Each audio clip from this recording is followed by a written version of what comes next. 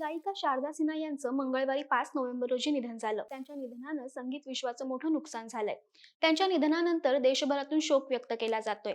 अनेक दिग्गज मंडळींनी शारदा सिन्हा यांना श्रद्धांजली वाहिली. कोण होत्या या शारदा सिन्हा आणि काय आहे त्यांचं संगीत विश्वातलं स्थान, जाणून घेऊया या व्हिडिओतून. नमस्कार, मी दीपाली कानेसे, कॅमेरावर आहेत रिद्धेश कदम. भारतातील लोकगीतं गाणाऱ्या गायकांच्या यादीमधील एक महत्त्वाचं नाव म्हणजे शारदा सिन्हा. संपूर्ण देशावर आणि खास करून उत्तर भारतावर त्यांनी आपल्या आवाजाने जादू केली होती. उत्तर भारतामध्ये बिहार कोकिळा म्हणून त्यांची ख्याती होती. शारदा सिन्हा यांचा जन्म बिहारमधील सुपौल गावात झाला होता. लहानपणापासूनच त्यांना गायनाची खूप आवड होती. शास्त्रीय संगीतात त्यांनी पीएचडी सुद्धा मिळवली होती. त्यांनी त्यांच्या कारकिर्दीची सुरुवात मैथिली भाषेतील गीतं गाऊन केली. मैथिली गीतं गात असतानाच त्यांनी उत्तर भारतातील बोलीभाषा असणाऱ्या भोजपुरी आणि मगधी भाषांमधील गीतं सुद्धा गायली. त्यांच्या आवाजाने अल्पावधीतच त्यांनी लोकांचं मन जिंकून घेतलं. त्यांचा आवाज लोकांना कोकिळ्यासारखा वाटायचा. त्यामुळे लोकांनी त्यांना बिहार कोकिळा ही उपाधी दिली. पाश्चात्य प्रभाव असलेले गाण्यांचे प्रमाण वाढत असताना देखील गायिका शारदा सिन्हा यांची पारंपरिक गाणी लोकांच्या मनात घर करत होती. परंपरा आणि संस्कृतीचं दर्शन त्या आपल्या लोकगीतांमधून घडवत होत्या. अनेक राष्ट्रीय आणि आंतरराष्ट्रीय महोत्सवांमध्ये त्यांनी त्यांची लोकगीतं सादर केली होती.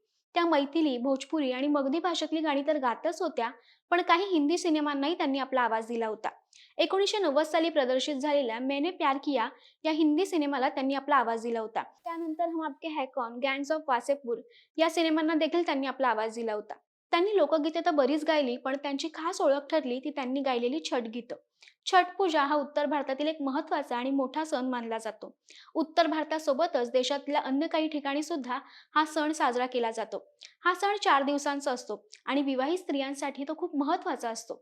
या छठ पूजेच्या दरम्यान देशातल्या अनेक ठिकाणी जी गाणी लावली जातात, त्यातली बहुतांश गाणी शारदा सिन्हा यांनी गायलेली आहेत. छठ पूजेची गीतं आणि शारदा सिन्हा हे एक समीकरणच झालंय. उत्तर भारतामध्ये तर शारदा सिन्हा यांच्या आवाजाशिवाय छठ पूजा पूर्णच होत नाही.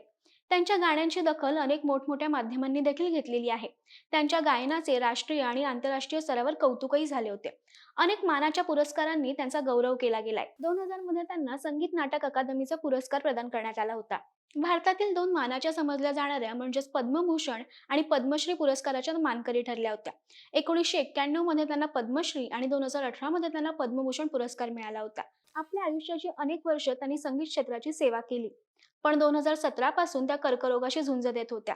त्यांची ही झुंज 5 नोव्हेंबर रोजी संपली आणि दिल्लीतील एम्स रुग्णालयात त्यांचं निधन झालं.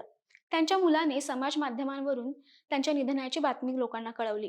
पंतप्रधान नरेंद्र मोदी यांनीही एक्स या माध्यमावरून गायिका शारदा सिन्हा यांना श्रद्धांजली वाहिली. शारदा सिन्हा यांच्या निधनाने संगीत जगताची खूप मोठी हानी झालेली आहे, अशा भावना पंतप्रधानांनी व्यक्त केल्या आहेत. शारदा सिन्हा यांच्या निधनाने संगीत विश्वात निर्माण झालेली पोकळी कधीही भरून निघणारी नाही, पण त्यांच्या लोकगीतांमधून त्या रसिकांच्या मनात कायमच जिवंत राहतील. या महान गायिकेला दैनिक मुंबई तरुण भारतकडून भावपूर्ण श्रद्धांजली.